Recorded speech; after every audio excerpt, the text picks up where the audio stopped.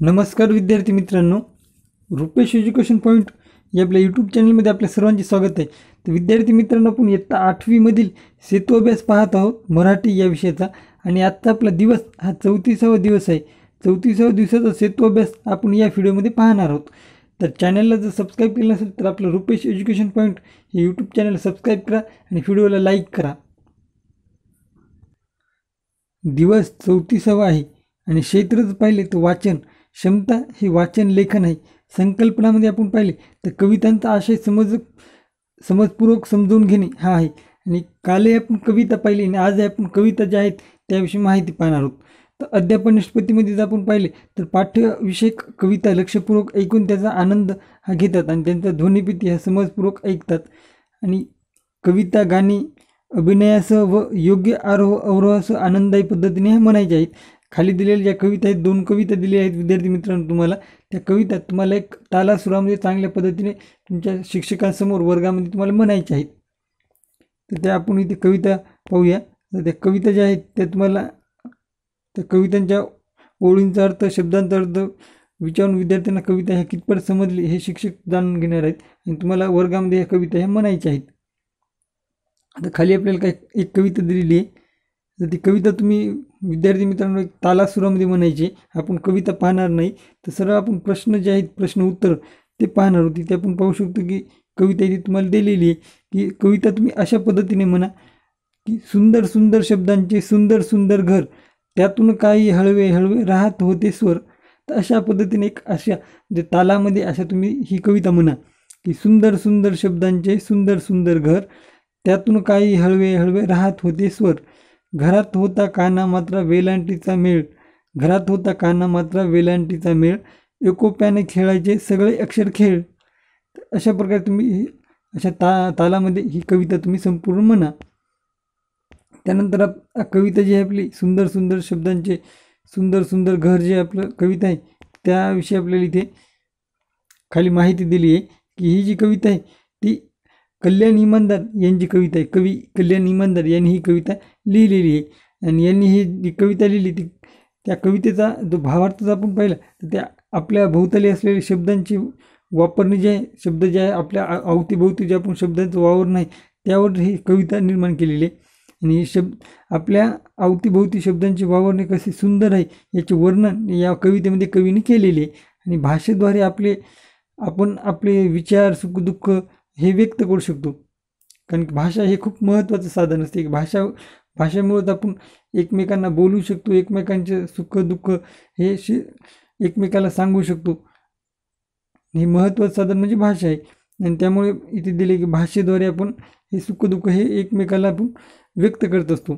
त्यामुळे हा विचार कवींनी जे आहे ते यामध्ये खूप चांगल्या प्रकारे छान प्रकारे यामध्ये मांडण्याचा प्रयत्न केलेला आहे। आणि कल्याण इमानदार यांची ही कविता आहे सुंदर सुंदर शब्दांचे सुंदर सुंदर घर, अशा प्रकारे। नंतर तुम्ही ती कविता तालामध्ये अशी व्यवस्थित म्हणायची।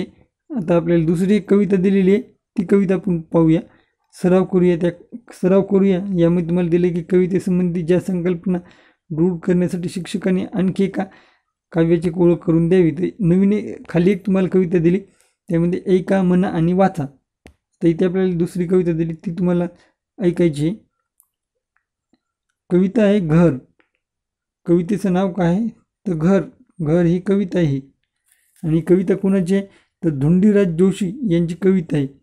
धुंडीराज जोशी नावाचे कवी आहेत, त्यांची ही कविता आहे, धुंडीराज जोशी यांची कविता आहे। आता आपण कविता वाचू। घर नाही चार भिंती, घर असते देखण्याकृती।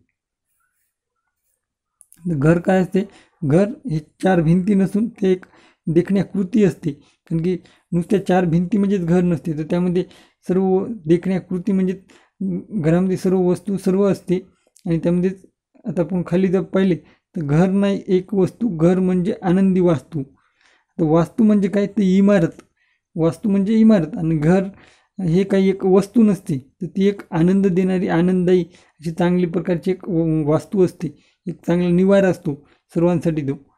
आणि म्हणजे आपण कविता जी आहे ती त्याचा एक कमी वेळामध्ये अर्थ पाहत आहोत शॉर्टकटमध्ये, कारण की व्हिडिओ आपण कवितेनुसार अर्थ पाहत गेलो तर व्हिडिओ खूप मोठा होईल। त्यामुळे आपण शॉर्टकटमध्ये पाहतो. घर नाही नुसत्या खोल्या, घरात हव्या ओल्या भावना. घर नाही नुसत्या खोल्या, घरात हव्या भावना ओल्या. म्हणजे काय, तर घर हे नुसत्या खोल्या नाहीत. म्हणजे कवींनी घर म्हणजे काय त्याविषयी आपल्याला इथे माहिती दिली आहे. तर घर म्हणजे नुसत्या खोल्याच नाही, त्या घरामध्ये भावना ज्या आहेत त्या असायला पाहिजेत. भावना, प्रेम, ममता, माया हे जे काही आहे ते घरामध्ये असायला पाहिजेत आणि हे सर्व घरामध्ये हवे आहेत. घरात हवा जिव्हाळा, घर शिक्षणाची पहिली शाळा. आणि आता घरामध्ये प्रेम, जिव्हाळा हे असतो आणि तो घरामध्ये असायला हवा.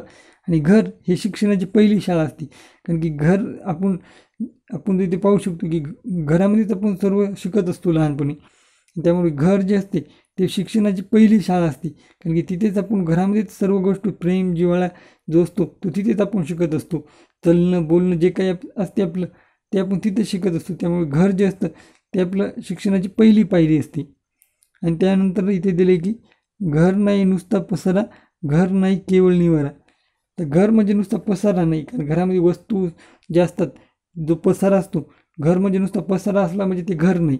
त्या नुसता पसारा नाही तर, आणि घर म्हणजे केवळ निवाराही नसतो, तर घराला असते कहाणी. कारण की घराला एक कहाणी असते. कारण की घरामध्ये सर्व व्यक्ती असतात. अशा प्रकारे घराला एक वेगळी कहाणी असते. आणि घर म्हणजे नुसता पसारा किंवा निवाराच असं नुसतं राहण्याचं ठिकाण म्हणून नसते. त्यानंतर आपण पाहिले तर घराला असतो आपला चेहरा, घर शिकवते पाहायला. तर घराला काय असतो, तर आपला एक वेगळा चेहरा असतो. त्यानंतर इथे कवीने खूप छान प्रकारे दिले की घर शिकवते पाहायला, चालायला, धावायला. घर शिकवते चढायला, दुःखाचा डोंगर चढायला. घर शिकवते लढायला, दुःखाचा डोंगर चढायला. अशा प्रकारे कवीने इथे खूप मस्त प्रकारे इथे लिहिलेले आहे की घर जे असते ते आपल्याला काय काय शिकवते, तर पाहायला शिकवते, चालायला शिकवते, धावायला शिकवते आणि लढायला सुद्धा शिकवते. आणि दुःखाचा डोंगर चढायला सुद्धा आपल्याला घरच हे शिकवते. त्यामुळे घर म्हणजे नुसतंच एक वास्तू नाही, तर ते नुसतं चार भिंती म्हणजे घर नाही, तर ते एक सर्व गोष्टी शिकविणारं असं घर असते. अशा प्रकारे कवीने ते घर याविषयी वर्णन केलेले. धुंडीराज जोशी यांची ही कविता होती. आता आपल्याला खाली काही प्रश्न दिले, ते प्रश्नाचे आपण उत्तर पाहू. कवितेतील शेवटचे अक्षर सारखे येणारे शब्द शोधा व लिहा. कवितेमध्ये शेवटचं अक्षर सारखे येणारे शब्द जे आहेत ते तुम्हाला शोधायचे आहेत आणि लिहायचे आहेत. त्याचं उत्तर मी तुम्हाला सांगणार आहे. इथेच आपण पाहिलं तर भिंती कृती इथे ती हा शेवटचा अक्षर आले. त्यानंतर आपण पाहिले तर वस्तू वास्तू हे दोन शब्द आहेत. वस्तू वास्तू. त्यानंतर आपण पाहिले तर खोल्या ओल्या हे दोन शब्द आहेत. कारण की इथे ल्या आलंय, खोल्या ओल्या. आणि ते जिव्हाळा शाळा हे शब्द आलेत. जिव्हाळा शाळा. ते वरी भिंती कृती, वस्तू वास्तू, खोल्या ओल्या, जिव्हाळा शाळा अशा प्रकारे आले. आणि त्यानंतर इथे पसारा निवारा हे दोन शब्द येतात. त्यानंतर इथे पाहायला आणि धावायला. त्यानंतर लढायला चढायला असे शब्द आहेत. तशा प्रकारे आपण हे शब्द पाहिले. त्यामध्ये आपण कोणते शब्द पाहिले तर भिंती कृती, वस्तू वास्तू, खोल्या ओल्या, जिव्हाळा शाळा, पसारा निवारा. आणि त्यानंतर पाहायला, धावायला, लढायला चढायला अशा प्रकारे आपण शब्द पाहिले. आणि आता त्यानंतर प्रश्न दिले की तुमच्या परिसरातील घराला दिलेली नावे हा त्यांची यादी करा. तर तुमच्या परिसरामध्ये विद्यार्थी मित्रांनो याचे उत्तर हे प्रत्येक विद्यार्थ्याचं वेगवेगळं उत्तर असते. कारण की तुमच्या जे परिसरामध्ये जे घर आहेत त्या घरांचे जे नाव आहेत ते तुम्हाला लिहायचे आहेत. जसं की महाराष्ट्राचे मुख्यमंत्री उद्धव ठाकरे यांच्या घराचं नाव पाहिले आपण तर मातोश्री हे त्यांच्या घराचं नाव आहे, मातोश्री.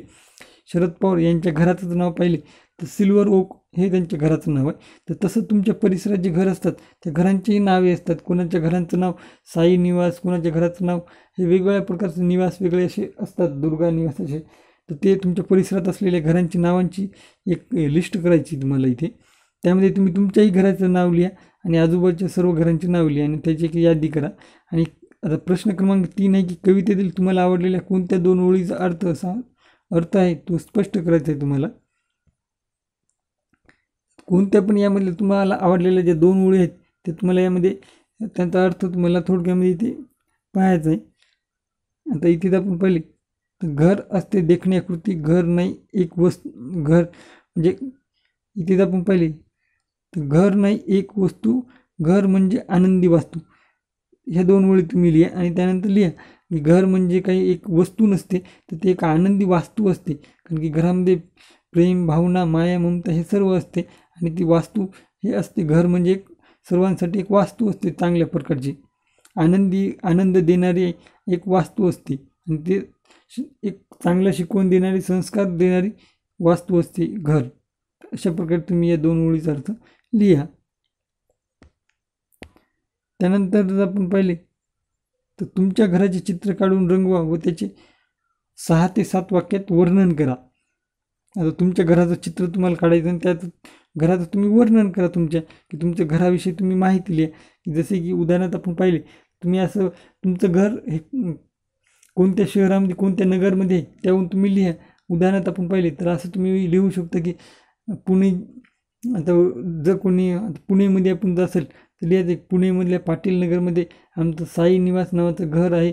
घरासमोर बगीचा आहे आणि घराचा दरवाजा, मुख्य गेट हे पश्चिमेकडे आहे.